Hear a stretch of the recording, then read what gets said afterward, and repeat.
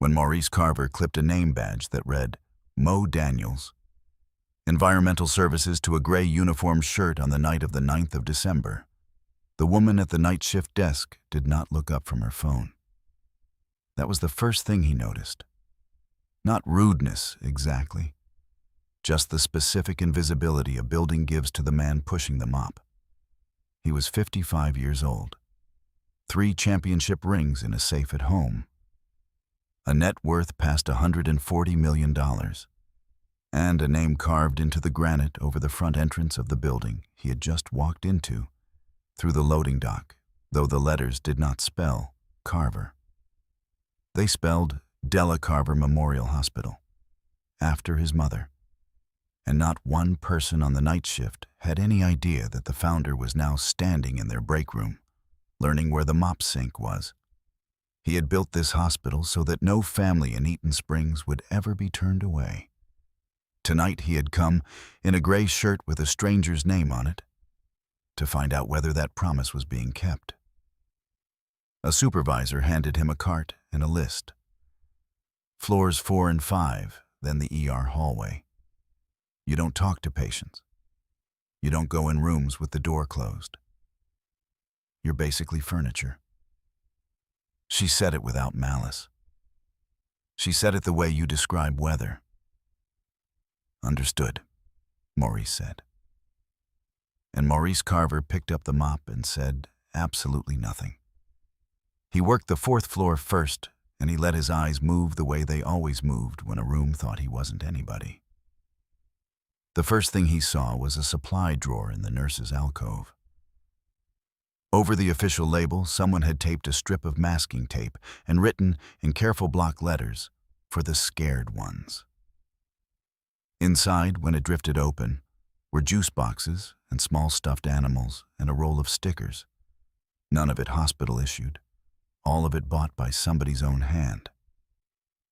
He looked at it a beat too long. The second thing was a whiteboard at the charge desk. Room 412 had a line through the family contact column and 3 letters in red. NFV. No family visits. He read it twice. The third thing was a sound. At a few minutes past 3 in the morning, mopping the long, quiet hallway, he heard a voice coming from a patient room. Low, unhurried, reading aloud. Not a TV. A person. Reading to someone who, he would later learn, could no longer answer back. The fourth thing was a woman in a charcoal blazer who came through twice on her rounds, clipboard against her chest, heels precise on the tile, and who slowed both times as she passed room 412, turned her face deliberately toward the opposite wall, and kept walking, like the door was something she had trained herself not to see. The fifth thing, near dawn, was a small green plastic dinosaur left on a windowsill in the pediatric wing, exactly the kind his brother used to line up on the kitchen table. Maurice noticed all of it. He did not react. He kept mopping. By morning, he was already solving it, the way you solve a thing before you know there is a puzzle. Now here is the part nobody on that night shift understood yet.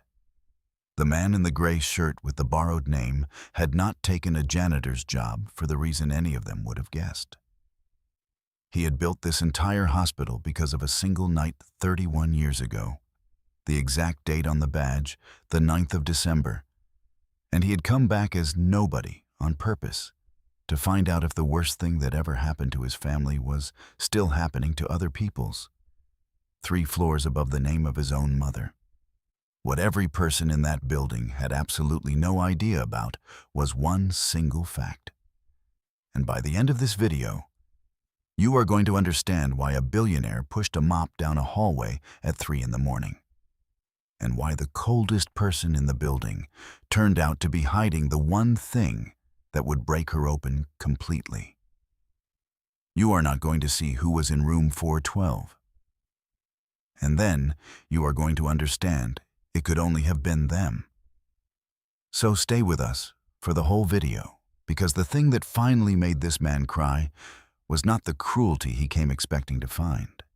It was the kindness he never saw coming.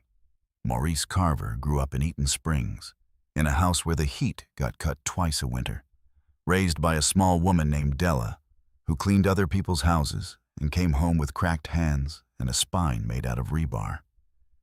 He was not an only child. He had a little brother, Isaiah, Zay, 4 years younger, a kid who lined plastic dinosaurs along the kitchen table and named every one of them, and could make their mother laugh on the days nothing else could. When Maurice was 13 and Isaiah was 9, Isaiah got sick. It started as a fever and a sore throat, the kind of thing that is nothing in a house with money and a death sentence in a house without it. By the time Della carried him into the county hospital, he could barely lift his head. And the man at the intake desk asked for a $200 deposit before they would see him. Della had $31 and a face full of begging. They told her to take him to the clinic across town in the morning. Isaiah died before morning. Of something that, the doctors said afterward, gently, almost kindly, would have been simple to treat if they had caught it 12 hours sooner. Maurice remembered the waiting room. He remembered his brothers small and burning in their mother's arms. And he remembered the last full thing Isaiah ever said. In the car, scared, holding Maurice's hand. Nobody should have to be brave by themselves. Maurice carried that sentence for 31 years. He carried it through 3 championships, through the empire he built after, logistics, real estate, clinics in towns the big systems wouldn't touch. And when he finally had more money than the men who had once turned his mother away, he did not buy an island.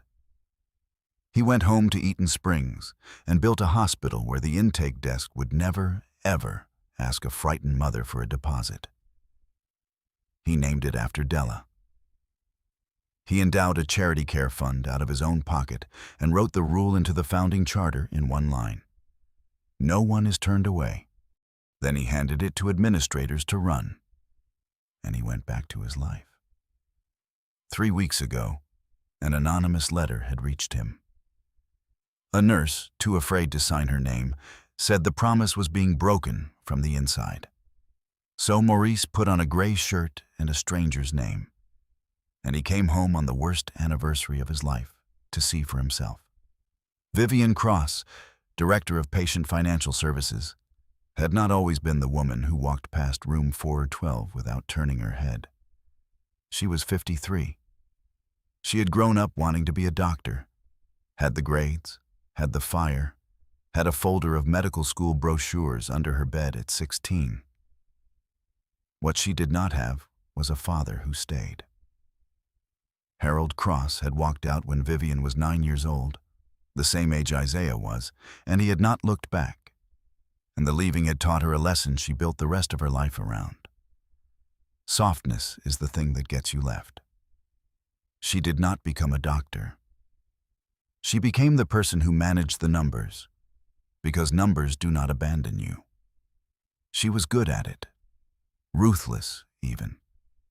She had turned 3 failing hospitals profitable, and she had done it the way it is always done, by finding the people the system could afford to be cold to and being cold to them on schedule. She had been brought into Della Carver Memorial 8 months ago to improve financial sustainability, and she had read the founder's charity care line the way she read everything, as a soft cost to be quietly managed down. She had started pressuring discharges, started letting balances become collections, started teaching the staff, by example, which families were worth a chair and which were furniture. The night before, she had lain awake doing the math the way frightened people do, the column of the hospital's losses against the column of her own reputation. The number getting worse each time she ran it. She did not think of herself as cruel. She thought of herself as the only adult in a building full of people who confused mercy with budgeting. She had decided long ago that softness was what got you hurt. She had no idea that the proof she was wrong was lying in room 412 with her own last name on the chart.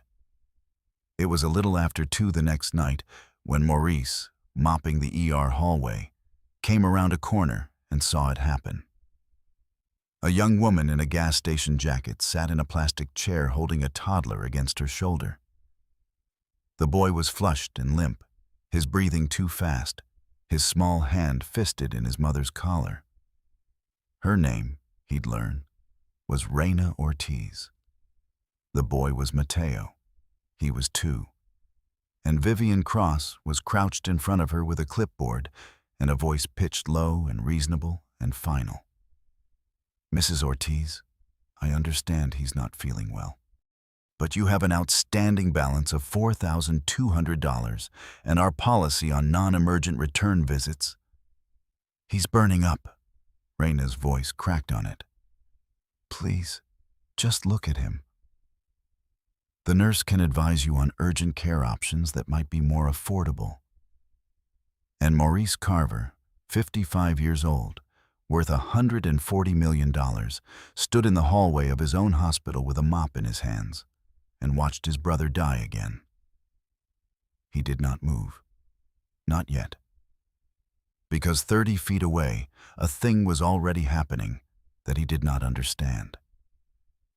A heavy-set older woman in the same gray environmental services shirt he was wearing, Gloria Mensah, 58, 30 years on this floor, set down her cart, walked over without a word to anyone, crouched beside Reina, and put her own hand flat on the toddler's back, felt the heat of him, looked at the mother, and then she reached into her own jacket, took out a worn wallet, and started counting out crumpled bills from her own pocket onto the clipboard, 20s and 5s, a janitor's money, toward a child who was not hers. That was Gloria. The juice boxes in the drawer were Gloria. The voice reading aloud at 3 in the morning in room 412 was Gloria. And before you find out what Maurice did next, before you find out who was lying in that room she read to every night, you need to feel the full weight of what he was looking at, the cruelty he came expecting, and the kindness he never planned for, happening in the same 10 feet of hallway, both wearing the same uniform he had on. Nobody moved. Nobody spoke. The whole hallway held its breath. Maurice set down the mop. He did not shout. He walked over and he crouched, and he put his hand gently over Gloria's counting hand to stop it. "Keep your money," he said quietly. "Get the boy back to a bed. I'll handle the rest." Vivian straightened, annoyed. "Sir, this doesn't concern environmental." "Vivian." He stood to his full height, and something in the way he said her first name made her stop. He took the laminated card out of his back pocket. Not a janitor's badge. A different one. He held it where she could read it, and he watched the column of her face change in stages, like a building losing its lights, floor by floor. "My name is Maurice Carver," he said. "My mother's name is on the front of this hospital. My brother Isaiah is the reason it exists. He died in a waiting room, very much like this one, 31 years ago tonight. Because a man with a clipboard asked my mother for a deposit she didn't have." He looked at the toddler. "I built this place so that would never happen here. And I came in the door with a mop to find out if it still does." The whole hallway had gone silent. The charge nurse, Eunice, 61, who had worked this floor longer than anyone, set down her chart. The overnight chaplain, Sister Margaret, stood up from where she'd been sitting with a frightened family and said the one thing she'd been holding all night. "I have prayed for somebody to walk in here and see it. I just didn't think he'd be holding a mop." Maurice turned back to Vivian. He did not fire her in front of the room. He looked at her a long moment, and then he said something only she could hear. "You walk past 412 every night and turn your head. I've watched you do it. The patient in that room has no family on the chart, NFV, in red." He paused. But that's not true, is it? Because I asked the night staff who he was. His name is Harold Cross, and he is your father. Vivian's clipboard hit the floor. That was the convergence the whole building had been standing inside without seeing it. The dying man Gloria read to every night at 3 in the morning. The patient marked no family. The man comforted by a stranger, because no one of his own would come, was the father of the woman enforcing the policy that left families like Raina's out in the cold. The woman who had decided softness was what got you left had been letting her own father die alone, comforted by a janitor's hand 3 floors above the lobby. Her coldness was never strategy. It was a 9-year-old's wound, still bleeding, dressed up as a budget. And here is what Maurice did. He picked up her clipboard. He handed it back to her, and instead of walking her to the exit, he walked her to the elevator. "You've got time," he said, low in the rising car. Gloria's been keeping him company so he wouldn't be alone. But it should be you. My brother said the last real thing I ever heard him say. Nobody should have to be brave by themselves. I built a whole hospital on that sentence, and somehow it stopped reaching the 4th floor. It's not too late for him. Go in. Be brave with him.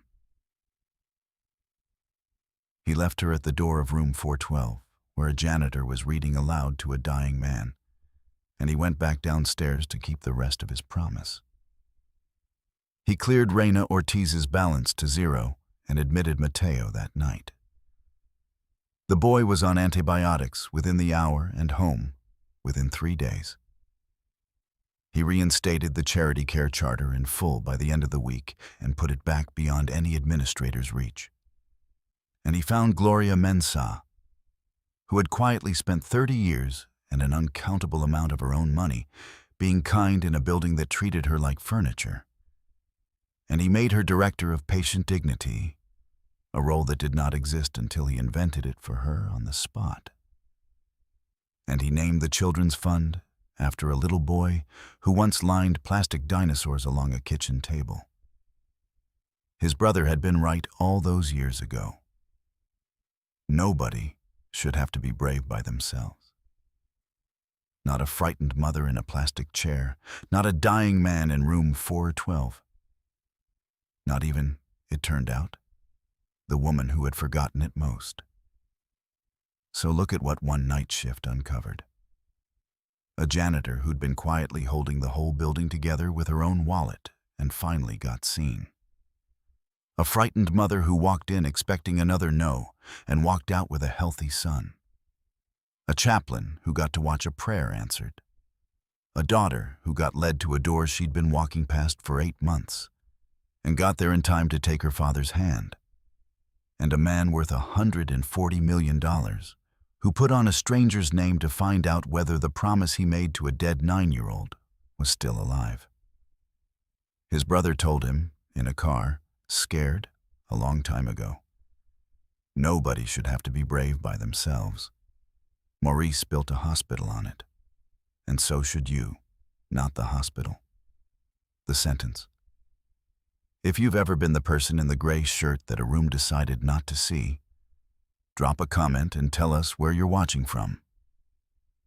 We read every single one. If this story moved you, hit that like button, because it helps stories about quiet dignity reach the people who need them most. And if you believe nobody should have to be brave alone, subscribe and join this community. There are far more of us than the world lets on. And we are not furniture. Your next story is already waiting on your screen. We will see you there.